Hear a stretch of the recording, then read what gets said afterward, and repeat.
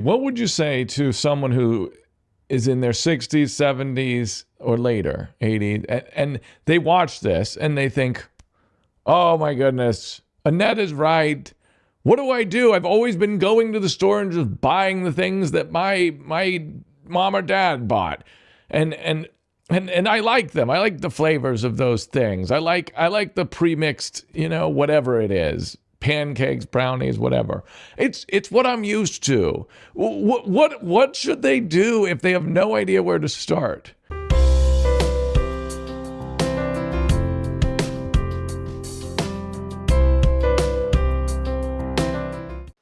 It comes down to the same one word I said before, and that is your beliefs. When your beliefs are anchored on, and this is where I was. My husband says, what are we going to do about all these prescriptions? I said, well, we're not filling them. He says, well, what are we going to do? I said, I don't know, but I'm going to figure this out. And so I had to decide, okay, Lord, if your word is true, then I'm going to trust you for what we are to do in this situation. So I met with my friend and she says, you've got to do the Daniel fast. So we did the Daniel fast and brought down all of his numbers. Blood pressure was sky high. It was stroke high. Cholesterol was over 300. Triglycerides were over 900. Weight was, out of the range. And within 30 days, we brought all of that down to not just normal, but optimal in 30 days. We went back to the doctor and he says, well, this is good, but diet and exercise doesn't work long-term and you're not going to keep it up. Well, we basically fired him and got a different doctor, but his words rang true. Can we keep this up? And that's when it's like, okay, I'm good for a short-term run. I'm good for like the 1 mile, but don't put me on a marathon because then I start to wane out. So that goes back to my anchor. Is my anchor in God's word or is my anchor in what's the latest trend on Google?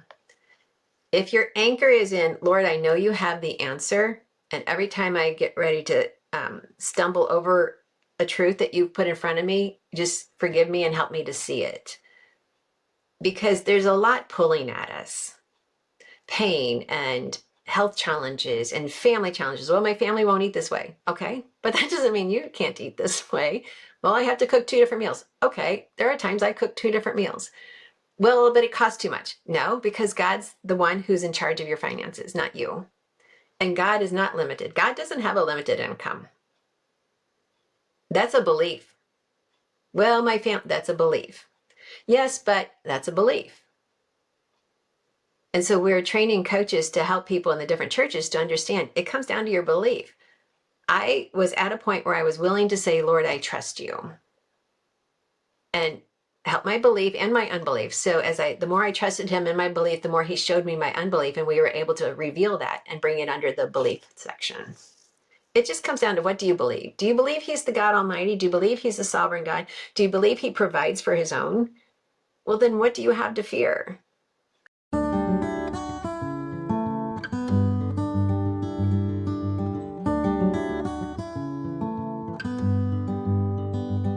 What do you do personally to boost your immune system? We're about to go camping for a week in the freezing cold. Any advice? Well, I would take a lot of blankets.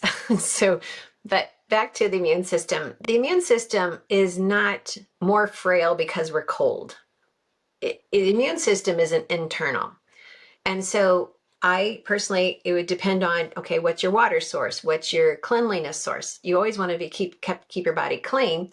But besides that, then what are you feeding your body during that camping? Or what are you feeding your body going into winter? If I'm going to go in, and this is another, okay, pet peeve number 1. When you're heading into winter, when more people are going to be enclosed and we're going to be sharing germs more, why do you start the season with buckets and buckets and buckets of candy? I mean, that makes no sense.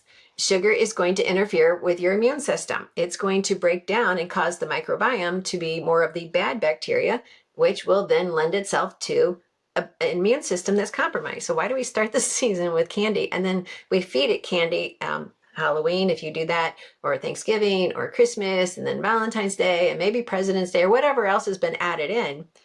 Why would we start a season that's already a challenge with the worst food you can start it with? So, okay, that's just pet peeve. That's a great question, though. Yeah, so if I was going on a camping trip, I would want the best quality protein. I would want the best quality fiber. So yes, we would do very fiber-rich foods or make some fiber protein bars to take with us. Because if I've got fiber and protein, I'm nourishing the cell membranes, and the fiber is going to keep flushing out any toxins that may come along. If I don't have a high fiber diet, I'm allowing toxins to germinate and to cause problems. So high fiber diet is extremely important for every age, whether it's your 3-year-old or an 80-year-old, it doesn't matter. Our body is designed to detox. Like I don't have to go on a detox because my body already has a natural detox process. And the more I am allowing that detox process to work, I'm eliminating through the kidneys, I'm eliminating through the bowels regularly every day, the less opportunity I allow bad bacteria to proliferate and lend to a disease that's just came floating through. So we're all exposed to germs. It's a matter of how effective is your microbiome to fight it off. So I'm going to feed it with the best foods possible. So if are you going to grab a candy bar on your hike, or are you going to grab an apple on your hike? I love that your answer and your approach is holistic in this way, rather than which I expected it to just be you should take vitamin C and blah blah blah. But no, it's about it, as long as everything is running optimally because we're inputting properly, then we can get rid of the bad stuff. It doesn't even matter that it's winter. Okay. What are some ways we can fight cancer naturally? Maybe it's the exact same thing you just said, but you've addressed this topic before. Yeah, so the best thing is, once again, the microbiome has to always be in a symbiotic state. In other words, it has to be the good bacteria have to outnumber the bad. You never eliminate all unless you're just on a really high strain antibacteria or antibiotic. Okay, but other than that, whoever's in power wins. So if the good bacteria are outnumbering the bad bacteria, and this is oversimplification totally, but your immune system is 70% around your gut for this very purpose. And so God is telling us, hey, I want you to take in what is good. Don't worry about everything else, but take in. That's his word, but it's also his foods. So in order to be as cancer preventative as possible, my one thing is vitamin D has to be at a very high level, 70 or above. How do I do that? Yes, I can do it outside in the sun, but personally with my skin color, sun isn't enough for me. And so I do take a very high quality vitamin D supplement, and I coach all of my clients to do the same. So that's kind of like, okay, that's part of my framework. Get that up. And for children too. So the vitamin D I suggest is really good for kids as well. Get that up to a level that you can sustain. Okay, now I'm putting in, like the foundation of the house, you have those bricks or you have whatever. We don't have a basement here in Virginia, so I don't have a basement to build on, but we have bricks. So one of the bricks is vitamin D. Another brick is going to be, I have to maintain a high fiber content diet. And that, as I have already told you, we're always eliminating toxins. And so your body naturally desires to get rid of toxins. It's designed to detox all of the time. This is why we fast overnight for the major cleanup. So if I have high fiber all the time, I'm naturally eliminating toxins. The other thing is the cruciferous vegetables, which you've probably have heard me talk about. My favorite food of all time, because where do they get the word cruciferous from? Well, it's from the crucifix, because the flowers go into this tiny yellow flower, or some of it's white or pink, but it's a 4-petaled flower that represents the cross. Well, just as the cross is healing to our soul, the plants actually interrupt what's called angiogenesis.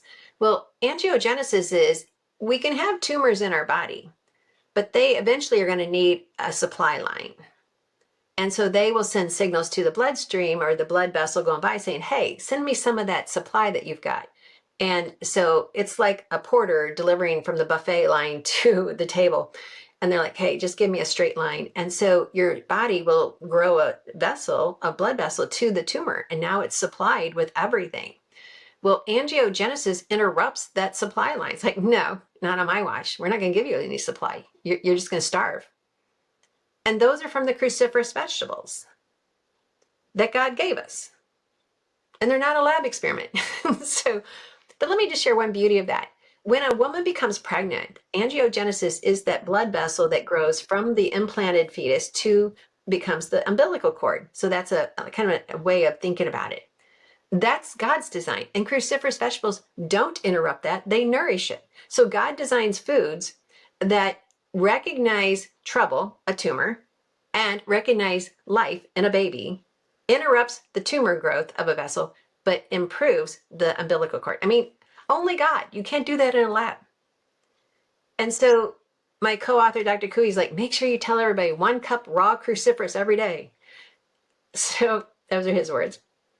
Because of the interrupting effect they have on tumors.